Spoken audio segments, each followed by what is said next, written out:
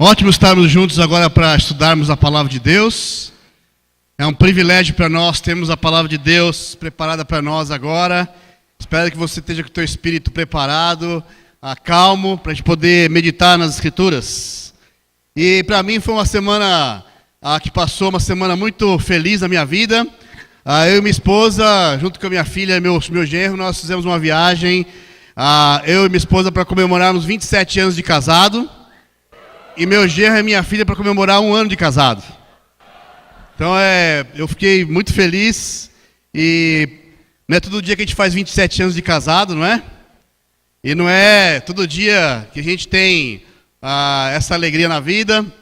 Saber que a minha esposa também, essa mulher que tem tanta paciência para me aguentar por tantos anos, ainda tem muitos pela frente ainda, eu espero. E eu queria hoje estudar com vocês um pouquinho sobre a vida de Elias. Mas antes vamos orar juntos. Pai, muito obrigado, Senhor, porque o Senhor é um Deus que nos dá tantas alegrias na vida, Pai. O Senhor é um Deus que abençoa, Pai, quando nós decidimos seguir o Senhor. Apesar das nossas dificuldades, Pai, dos nossos pecados, das nossas falhas, o Senhor é um Deus tão amoroso, Pai, tão misericordioso conosco, Pai. O Senhor quer nos usar. O Senhor quer tirar de nós o melhor, fazer de nós, Pai, sempre melhores pessoas. Muito obrigado, porque podemos contar com a misericórdia do Senhor. Obrigado pelo privilégio também de poder pregar a Tua palavra aqui hoje, poder escutar a Tua palavra, Senhor. Tantos homens, nós abrimos as Escrituras e vemos tantos homens e mulheres também que viveram e deixaram os relatos para nós. Nós vemos Jesus andando no meio dos homens, isso foi tudo registrado com tanto cuidado para chegar até nós hoje, Senhor. Muito obrigado por isso, Deus. Fica conosco agora nesses minutos que vamos ler a Tua palavra, em nome de Jesus. Amém. Sabe, nós passamos momentos de alegria na vida. Alguns momentos de alegria são pequenos, como por exemplo, você receber uma boa notícia no dia e você ficar alegre. Como você receber a notícia que você teve um aumento no trabalho, do teu salário e ficar contente, né? Alegrias, como eu, por exemplo, fiquei muito contente que o meu time, algumas semanas atrás, foi campeão mais uma vez. Está perdendo até a graça já isso aí. Há momentos também de grandes alegrias, como por exemplo, quando a gente casa. Alguns têm casado aqui esse ano, e é uma alegria, né? É uma grande alegria casar, encontrar a pessoa amada, onde você firma votos para o resto da sua vida. Quando você tem filhos, puxa, é uma alegria, só quem tem para falar, a alegria tremenda que é ver um filho nascendo, tendo esse presente de Deus. Mas também passamos momentos de tristeza. Algumas tristezas pequenas, como uma má notícia que você recebe no dia e aquilo deixa você triste, como uma notícia de você, talvez, uma conta inesperada que chegou e você vai ter que pagar e vai fugir um pouco do teu orçamento. Uma notícia como o dos São Paulinos, que não ganham um título há 10 anos e já estão ficando já muito tristes por aí. Fica tranquilo que tem mais uns 10 pela frente. Como também grandes tristezas na vida a gente pode passar, como a perda de um ente querido, alguém próximo, que é muito duro passar por momentos assim. E, bom, sendo alegrias e tristezas, a alegria é muito bom, a alegria não faz mal para a saúde, você pode ficar alegre quantas vezes você quiser, você vai ser muito bom. Mas as tristezas, apesar de ser um sentimento, se nós não soubermos lidar com elas podem fazer muito mal. Não só para a nossa saúde emocional, mas também como para a nossa vida espiritual. E eu queria hoje falar um pouquinho sobre Elias, que viveu esses 2 momentos assim, muito rápidos em uma certa ocasião da vida dele. Elias foi um profeta que viveu no século IX a.C. E apesar de ser um grande homem de Deus, um grande profeta, porque lá no Monte da Transfiguração, não sei se vocês já leram aqui em Mateus 17, quando Jesus sobe no Monte da Transfiguração, e leva os discípulos mais próximos, aparece Moisés, representando a lei, e aparece Elias, representando os profetas. Ou seja, Elias era considerado por Deus um grande homem, um grande profeta. Mas também, se você depois quiser ver em Tiago 5,17, Paulo fala que Elias era um homem como nós, era um ser humano como nós, como eu e você. E é por isso que eu quis falar dele hoje também, porque quando nós vemos assim alguém como nós, passando pelo que nós passamos, isso nos inspira a continuar adiante. E a história de Elias, começa a história que eu quero focalizar hoje. Nós vamos ler no capítulo 19, mas em 1 Reis, capítulo 18, você não precisa abrir lá, mas você pode ler depois na sua casa. Se você não leu essa história ainda, eu convido você amanhã no seu tempo com Deus, ler essa história de 1 Reis, capítulo 18, de 1 a 40. Você pode passar o outro slide aqui. Onde Elias tem uma experiência com Deus fabulosa. Ele desafia, naquela época onde ele vivia, havia muita idolatria, havia adoração do Deus Baal, e isso era difundido, o povo de Israel estava se perdendo na idolatria, e Elias era o único profeta que tinha sobrado, porque tinham matado os profetas de Deus, e Elias, numa atitude de grande ousadia, chama todos os profetas de Baal, 450, sobe no Monte Carmelo e desafia todos aqueles profetas a uma grande batalha espiritual. Eles colocam ali um touro no local de fazer sacrifício, enche de água, faz um monte de coisa para dificultar mais ainda. E aí Elias fala para que os profetas de Baal façam aquilo, vir fogo do céu e não acontece nada. E depois Elias vai lá e através do poder de Deus realiza um grande milagre, queima tudo. E ele mata todos os profetas de Baal. E aquilo foi impressionante. Uma grande vitória. Mas aí logo em seguida, olha o que acontece. Em 1 Reis capítulo 19, versículo de 1 a 4. O rei Acabe contou à sua esposa Jezabel tudo que Elias havia feito e como havia matado a espada todos os profetas do Deus Baal. Aí, 1 Reis capítulo 19. Você está lá comigo? Está apressado aqui, né? 1 Reis capítulo 19, versículo 1. Certo? Vamos lá então. O rei Acabe contou à sua esposa Jezabel tudo que Elias havia feito e como havia matado a espada todos os profetas do Deus Baal. Aí ela mandou um mensageiro a Elias com o seguinte recado: que os deuses me matem, se até amanhã, a esta hora, eu não fizer com você o mesmo que você fez com os profetas. Elias ficou com medo e para salvar a vida fugiu com o seu ajudante para a cidade de Bérseba, que ficava na região de Judá. Deixou ali o seu ajudante e foi para o deserto, andando um dia inteiro. Aí parou, sentou-se na sombra de uma árvore e teve vontade de morrer. Então orou assim: já chega, ó Senhor Deus, acaba agora com a minha vida. Eu sou um fracasso, como foram os meus antepassados. Olha que interessante, vamos parar um pouquinho por aqui. Olha que interessante, pouco tempo depois, foi como eu te falei, eu passei de uma forma muito resumida aqui ao capítulo anterior, que convido você a ler amanhã no seu tempo com Deus. Pouco tempo depois dessa grande vitória, a gente vê um homem completamente derrotado aqui, completamente desanimado. Ele recebe uma ameaça de uma mulher, tudo bem que a mulher era a rainha, e era Jezabel, mulher ruim. E ele foge para o deserto, para não morrer. E depois de algum tempo, ele quer morrer. Está bem confuso aqui, né? Ficou bem confuso. Fica o dia inteiro no deserto, cai num desânimo profundo e diz: eu sou um fracasso. Mas há algum tempo atrás, ele foi coadjuvante ali, foi protagonista de um milagre fabuloso que Deus fez por meio dele. Como assim? Sabe, alguns comentaristas dessa escritura dizem que provavelmente Elias esperava que com essa demonstração de poder de Deus, as pessoas largassem a idolatria e reconhecessem Deus como Deus, o único Deus.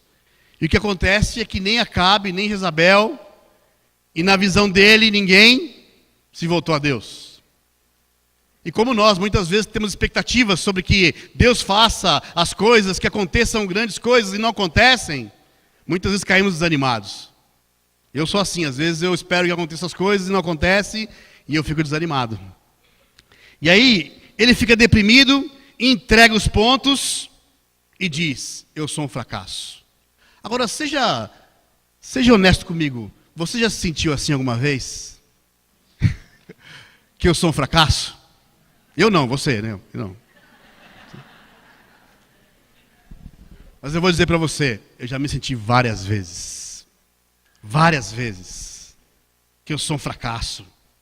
Às vezes a gente cai numas deprê, não é verdade? Sabe o que eu penso, irmãos? É que Deus quer que nós façamos parte dos planos dele. Deus quer nos usar, quer usar o melhor que nós temos na obra dele. Deus poderia fazer tudo sozinho, mas ele quer que nós participemos. Amém?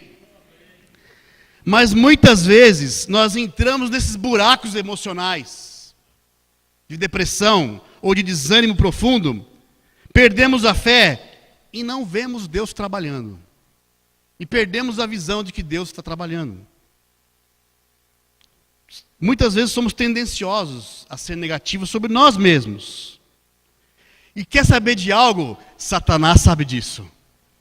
Satanás sabe que você e eu, quando ficamos desanimados, muitas vezes, ou quando pensamos sobre nossos defeitos, nossos problemas, muitas vezes temos a tendência de ir para os extremos. Ou ficamos desanimados demais, nos achando que somos um fracasso, ou às vezes achamos que somos bons demais. Sabe, eu vou dar só uma ideia aqui. Abre comigo, nós vamos voltar de novo nesse texto, mas abre comigo em Gênesis 3, versículo 1, para você ver como Satanás trabalha nessas áreas do desânimo, ou de nos convencer de mentiras. Gênesis 3, versículo 1.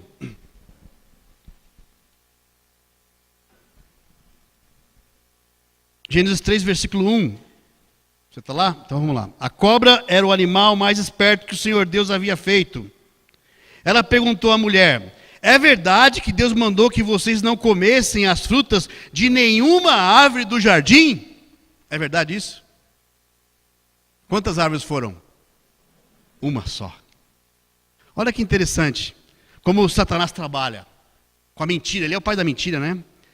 E às vezes é assim que acontece conosco, a gente fica desanimado, às vezes olhamos para nós mesmos, para os nossos defeitos, e ficamos com tendência a ficar deprimidos, e a gente exagera um monte. Você não acha que Elias exagerou aqui? Ele não é um fracasso, coisa nenhuma. Mas ele estava se enxergando um fracasso. Sabe, é interessante, porque também ao contrário às vezes acontece. Da gente se achar, ficar se achando. Os jovens usam esse termo, né? Ah, fulano está se achando. Ele quer dizer que o fulano está orgulhoso, né? Demorou para eu traduzir isso. Levou um tempo para entender isso. Estou achando o quê? Não estou procurando nada. Mas também o contrário, às vezes também acontece a gente ficar com um conceito desequilibrado sobre nós mesmos. E Paulo fala sobre isso também em Romanos 12, versículo 3. Ele fala para nós termos um conceito equilibrado sobre nós mesmos. E é para isso, irmãos, que nós falamos tanto sobre parceria de discipulado. Porque os irmãos, quando você se conecta com um irmão ou uma irmã, que você consegue ter uma amizade profunda, você recebe ajuda. Às vezes você está desanimado demais, sendo negativo demais, e esse irmão, essa irmã fala: não, meu irmão, levanta essa cabeça aí, isso não é verdade. Ou às vezes você vai estar lá se achando, com o peito estufado lá se achando, e esse irmão fala: menos. Minha esposa faz isso direto comigo.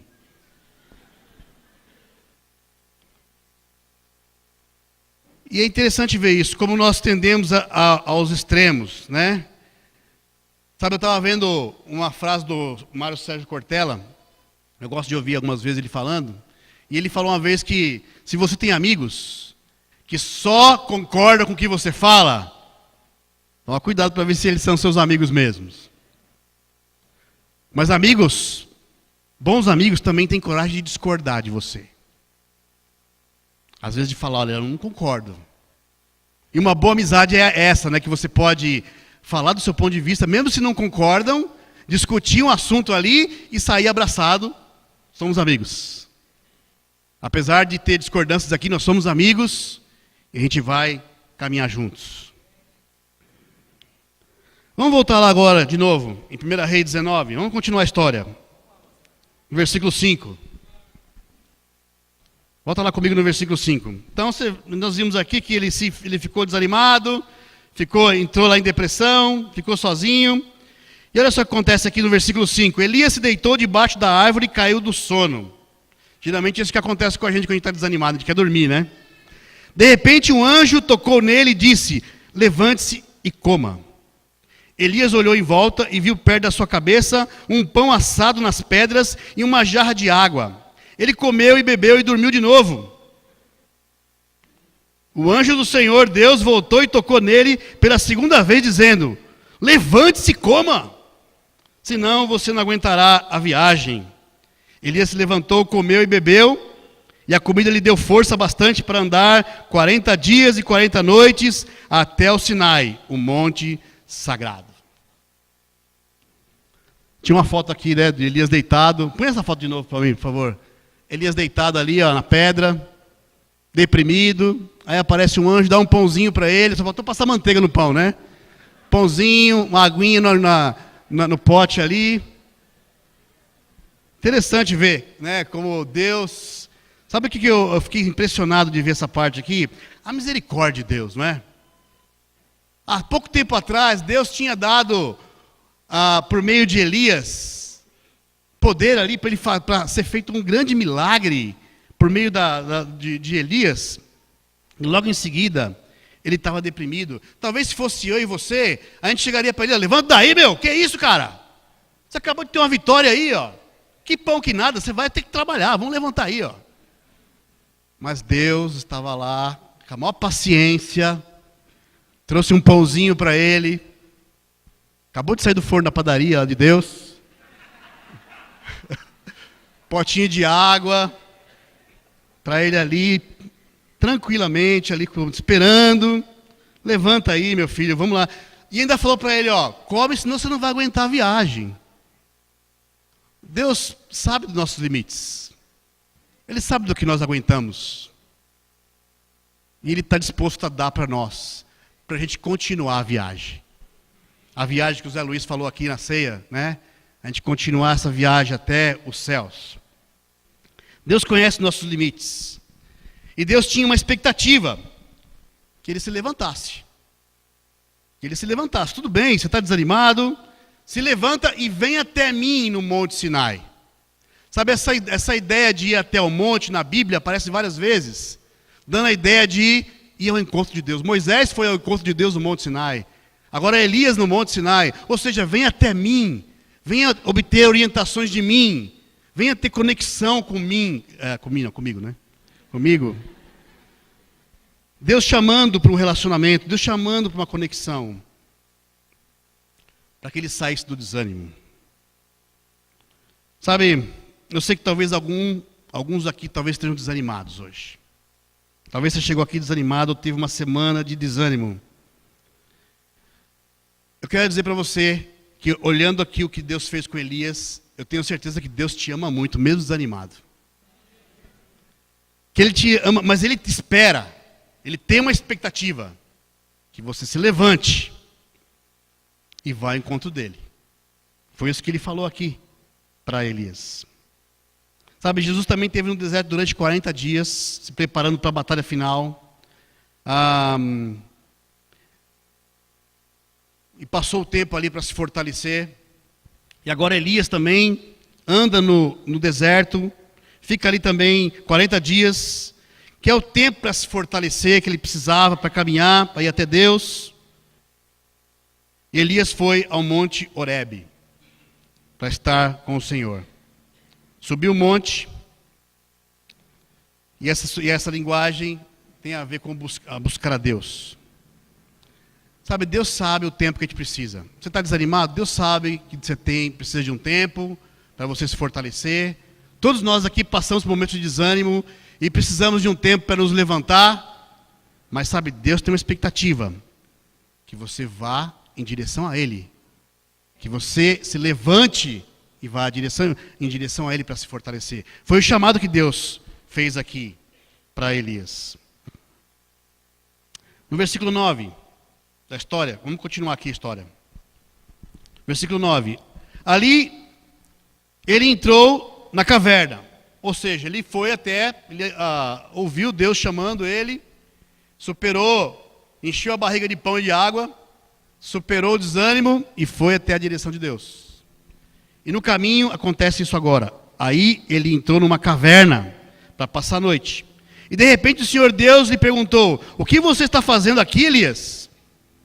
Ele respondeu: ó Senhor, Deus Todo-Poderoso, eu sempre tenho servido a Ti e só a Ti, mas o povo de Israel quebrou a sua aliança contigo, derrubou os teus altares e matou todos os profetas. Eu sou o único que sobrou e eles estão querendo me matar. O Senhor Deus disse: saia e vá ficar diante de mim no alto monte. Então o Senhor passou por ali e mandou um vento muito forte, que rachou os morros e quebrou as rochas em pedaços, mas o Senhor não estava no vento. Quando o vento parou de soprar, veio um terremoto, porém o Senhor não estava no terremoto. Depois do terremoto veio um fogo, mas o Senhor não estava no fogo. E depois do fogo veio um sussurro, calmo e suave. Quando Elias ouviu o sussurro, cobriu o rosto com a capa. Então saiu e ficou na entrada da caverna, e uma voz lhe disse: o que você está fazendo aqui, Elias? Ele respondeu: ó Senhor, Deus Todo-Poderoso, eu sempre tenho servido a Ti e só a Ti, mas o povo de Israel quebrou a sua aliança contigo, derrubou os teus altares e matou todos os teus profetas. Eu sou o único que sobrou e eles estão querendo me matar. Vamos parar aqui por enquanto. Como eu falei, no caminho, Elias entra numa caverna. Ele tinha que ir até ao encontro de Deus no monte, e ele para numa caverna. E Deus pergunta: o que você está fazendo aí, rapaz? Sabe, eu fiquei pensando aqui, às vezes que minha mãe me pegava fazendo arte e falava para mim: o que você está fazendo aí, moleque? Deus tinha uma expectativa que ele viesse ao encontro dele. Ele para numa caverna. E sabe, quando Deus pergunta para ele: o que você está fazendo ali? Por 2 vezes Deus faz essa pergunta. E as 2 vezes Elias repete a mesma coisa, como se fosse um disco quebrado. Repete a mesma coisa. Fala. Sabe, irmãos, as cavernas, trazendo para nossa vida hoje, são os enganos da nossa vida. As coisas que a gente coloca na cabeça. Os enroscos que a gente se atrapalha no meio da caminhada de buscar a Deus, de estar firme no nosso relacionamento com Deus. Muitas vezes a gente deixa convicções erradas entrar nos nossos corações. O negativismo ficar derrubando e falando mentiras na nossa cabeça. Pessimismo, conclusões erradas, convicções enganosas. Sabe, existem várias cavernas que às vezes queremos entrar na nossa caminhada na direção de Deus. Às vezes queremos entrar nas cavernas das mágoas e ficarmos lá presos na caverna da mágoa, na caverna do pessimismo, achando que nada vai dar certo, que você é um fracasso mesmo, que Deus não vai te usar, que Deus não quer saber de você, que Deus não vai te perdoar. Na caverna da preguiça, de ficarmos às vezes deixando o tempo passar e a gente ficar gastando nosso tempo com coisas banais, ao invés de servirmos a Deus com o nosso melhor, ou servir nossos irmãos, nossa família. Cavernas do engano, do egoísmo, caverna da autopiedade, de acharmos que, não é culpa minha, é culpa do outro, é culpa de ciclano, de fulano, de beltrano, mas eu não sou o responsável. De ficar colocando a responsabilidade nos outros, ao invés de assumir a nossa responsabilidade. Caverna na ingratidão, de não reconhecer o que Deus tem dado. Sabe, na caverna, é interessante a caverna. A caverna, às vezes, está numa caminhada e Elias estava tentando subir um monte. Põe a foto da caverna aqui para mim, por favor. Elias estava tentando subir um monte e no meio do caminho ele entra numa caverna. E a caverna, não sei se você já entrou numa caverna, mas geralmente a caverna é escura. Pelo menos uma caverna normal, né? Não essas cavernas de turista que tem iluminado, tem até lojinha dentro das cavernas por aí que a gente vai, né? Não, uma caverna mesmo, ela não tem nada, ela é escura. E aí você chega lá, geralmente você entra numa caverna que você está fugindo de alguma coisa. Eu lembro de assistir alguns desenhos animados que o Pernalonga, né, o Coiote, estava fugindo e de repente ele entra numa caverna achando que estava livre. Aí ele olha para trás, tem um urso dentro da caverna. E às vezes você pode entrar na caverna achando que está seguro, e lá no fundo tem 2 olhinhos piscando para você assim, ó. E pode ser o urso. Minha pergunta para nós hoje, irmãos: você está indo para o monte ou você está na caverna? Está subindo o monte atrás de estar com Deus? Ou você entrou em alguma caverna? Sabe, quando a gente entra na caverna, Deus pergunta para nós: você está fazendo aí? Sai daí agora, tenho planos para você. Sai dessa caverna. O que você está fazendo aí? Sai agora e vem aqui, ao meu encontro no monte, que eu tenho planos para você. Sai dessa caverna das mágoas, perdoa, resolva essa questão que há anos te perturba, vai lá e perdoa. É simples assim. Perdão é simples assim. Vai lá e perdoa. Corta essa corda que te acorrenta. A caverna do pessimismo. Sai dessa caverna do pessimismo, se esforça para pensar coisas positivas. Leia a tua Bíblia, veja o que Deus fala. Enche a tua cabeça de coisas de Deus. E seja positivo. Sai dessa caverna do negativismo, do pessimismo. Sai dessa caverna da preguiça. E serve a Deus. Vai passar tempo com os irmãos, vai estudar a Bíblia com as pessoas, vai encorajar alguém. Sai da caverna do pessimismo, caverna do engano, e busque estudar, leia mais, vai atrás, pergunte para pessoas, resolva as suas dúvidas. E outras cavernas que você pode estar preso. No versículo 15... olha que interessante aqui. Voltando à história, versículo 15. Então o Senhor Deus disse: volte para o deserto, que fica perto de Damasco. Chegando lá, entre na cidade e unja Hazael como rei da Síria. Unja Jeú, filho de Ninzi, como rei de Israel. E unja Eliseu, filho de Safate, de Abel Meolá, como profeta, para ficar em lugar de você. As pessoas que não forem mortas por Hazael serão mortas por Jeú. E todos os que escaparem de Jeú serão mortos por Eliseu. Mas eu deixarei 7.000 pessoas vivas em Israel. Isto é, todos aqueles que não adoraram o Deus Baal e não beijaram a sua imagem. Sabe, Deus chamou Elias para sair da caverna. E o chamado para nós hoje aqui, irmãos, se você se encontra em alguma caverna, o chamado é para você sair também. Sai dessa caverna. Vai atrás de Deus. Que Deus tem muita coisa para você fazer. Deus tem muita coisa para você fazer. Foi o que ele fez aqui com Elias. Elias foi para o monte, teve com Deus lá, e depois Deus falou: volta lá. Volta lá, não fica aqui só no bem bom. Eu lembro da passagem que eu citei aqui no começo, né? Falando do Monte da Transfiguração, e os discípulos lá: não, vamos fazer uma barraquinha aqui, vamos ficar aqui na boa. Moisés, Elias aqui, Jesus, está ótimo, vamos ficar por aqui.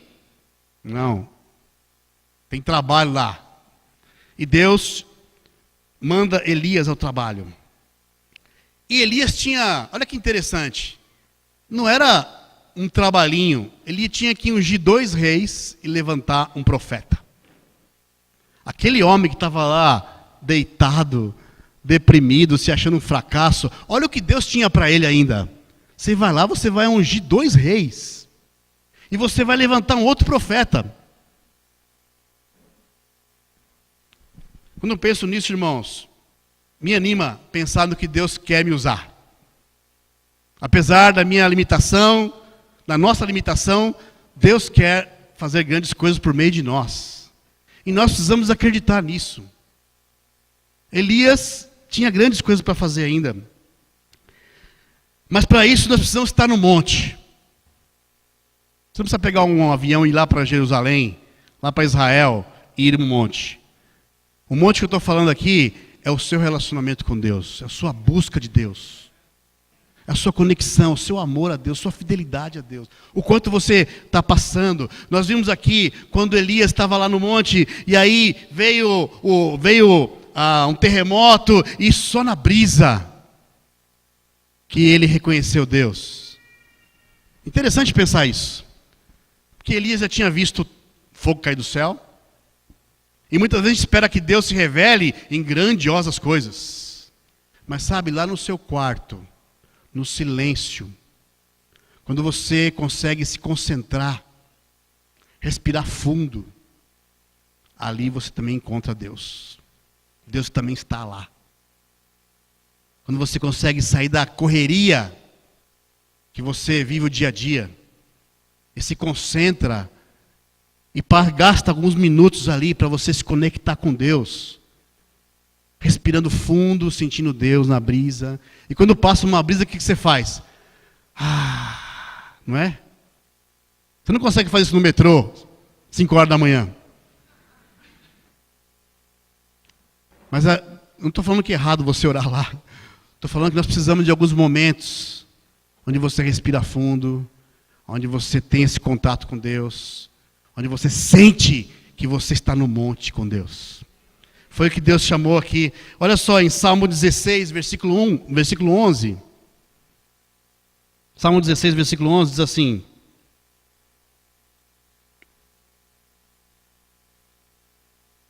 Tu me mostras, Salmo 16, versículo 11, Tu me mostras o caminho que leva à vida, a tua presença me enche de alegria e me traz felicidade para sempre. Irmãos, para mim é difícil fazer isso. Eu luto em conseguir me concentrar, respirar fundo e ter esse momento de calmaria. Não é fácil para nós, principalmente nós moramos em São Paulo, que é essa correria do dia a dia, separar e respirar, mas nós precisamos fazer esse exercício de sentir Deus na brisa. No nosso dia a dia, pelo menos alguns minutos que você separa ali para estar com Deus. E Elias, interessante porque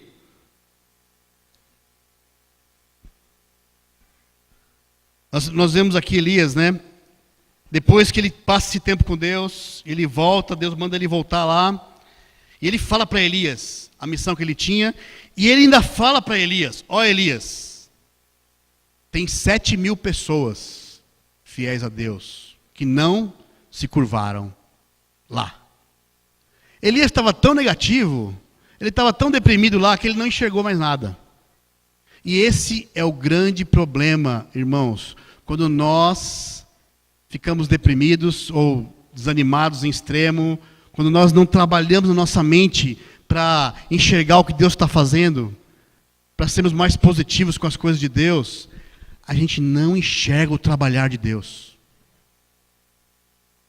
Elias não tinha visto que 7.000 pessoas. Quando nós estamos desanimados demais, a gente acha, o que eu evangelizei aqui, ninguém vai ouvir. Ninguém vai querer vir com o meu convite. Eu vou convidar aqui porque todo mundo está comigo aqui convidando, mas eu não sei se isso vai dar certo. Puxa vida, Elias estava assim. Quando a gente tem essa atitude, a gente não consegue enxergar o trabalhar de Deus. E Elias, Deus fala para ele, tem 7.000. Irmãos, deve ter tanta gente agora, nesse momento, clamando a Deus, para conhecer a Deus. E nós somos as pessoas que podemos levar esse conhecimento a elas. Precisamos acreditar que Deus tem essas pessoas. E Ele quer que nós participemos disso. Nós vamos colher o que nós plantamos. Coloque isso na sua cabeça, nós vamos colher o que nós plantamos. Nós plantamos Amor, nós vamos colher amor. Nós plantamos servidão, nós vamos colher servidão. Nós plantamos alegria, vamos colher alegria. Nós vamos colher. Precisamos plantar. E é o que Deus estava falando aqui para Elias. E Elias se levanta, ele vai lá, ele unge os reis, ele levanta Eliseu, até o dia que passa uma carruagem e o leva para o céu. Amém? E um dia também nós vamos ir para o céu, amém? E se você for levado para uma carruagem, pode ser que você seja atropelado. Mas um dia você vai. Como é a nossa esperança de chegarmos no céu. Nós queremos que esse dia chegue na nossa vida, o dia que nós vamos chegar lá. Mas irmãos, até lá, qual é a marca que nós estamos deixando aqui? Qual é o seu legado que você está deixando onde você convive? Na igreja, nos seus irmãos? Qual a marca que você está deixando que vai refletir na eternidade? Esse é o grande, talvez seja o nosso grande desafio nessa caminhada agora. Nós vamos chegar lá, se a gente perseverar, amém? Mas até lá, nós precisamos ter essa coragem de que nós precisamos deixar marcas.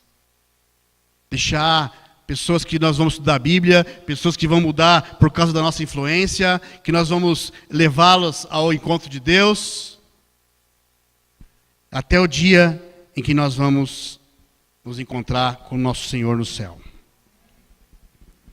Que saiamos das cavernas para sermos usados por Deus. E assim como Elias, deixarmos marcas que vão refletir na eternidade. Amém? Vamos orar juntos. Pai, muito obrigado, Senhor. O Senhor é um Deus maravilhoso, Pai. Quando nós vemos essa cena do Senhor dando pão e água para Elias e mandando anjos, Pai, é tão animador pensar que o Senhor manda anjos. Em Hebreus capítulo 1, versículo 14, o Senhor diz que os anjos estão aqui presentes. E o Senhor manda os anjos para ajudar os que vão receber a salvação. E nós vamos receber a salvação por pura misericórdia do Senhor, Pai. Muito obrigado, Deus, porque podemos nos inspirar com essa história de Elias. Saber que o Senhor é um Deus misericordioso, um Deus que pode nos fazer poderosos, não por nossos méritos, mas porque o Senhor quer que nós façamos parte desse trabalho que o Senhor tem. Muito obrigado, Deus, que o Senhor nos tire das cavernas, Pai, que às vezes nós entramos. Pai, se alguns aqui estão aí acorrentados dentro de cavernas, impedindo de estar perto do Senhor, de ficar cego para as coisas que o Senhor está fazendo, que o Senhor possa tirá-los, Pai. Ajuda que irmãos reconheçam isso, Deus, e saiam das cavernas. Dê a mão para alguém para sair das cavernas e ir ao encontro do Senhor. Se alguns aqui estão visitando hoje, estão presos nas cavernas, que também o Senhor possa mandar pessoas, Pai.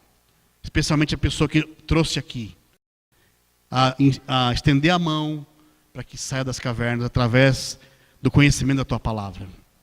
Muito obrigado, Senhor, pela Sua misericórdia e porque o Senhor é um Deus que nos ama e quer nos levar à eternidade. Amamos o Senhor, em nome de Jesus, amém. Muito obrigado, Deus que abençoe a todos.